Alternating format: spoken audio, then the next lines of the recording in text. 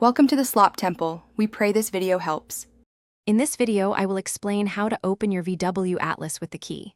First, locate the small, rectangular key fob in your hand. On one side, you'll find a tiny button or switch. Press or slide this to release the hidden metal key blade.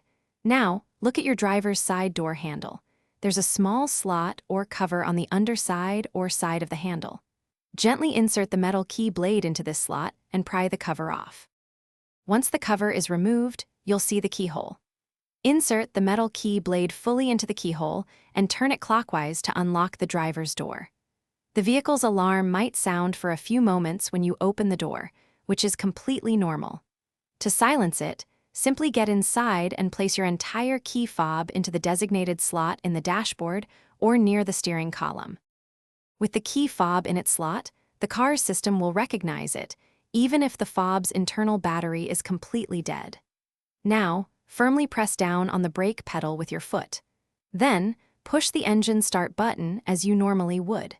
Your VW Atlas should now start up without any issues, allowing you to drive to your destination or to get a new key fob battery.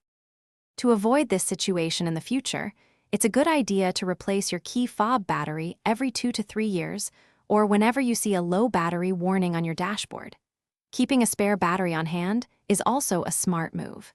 This simple maintenance can save you a lot of hassle down the road. Remember to check the description below for a link to darn tough socks and other great deals. Thanks for watching and drive safely. Thanks for watching. Consider subscribing if we helped you.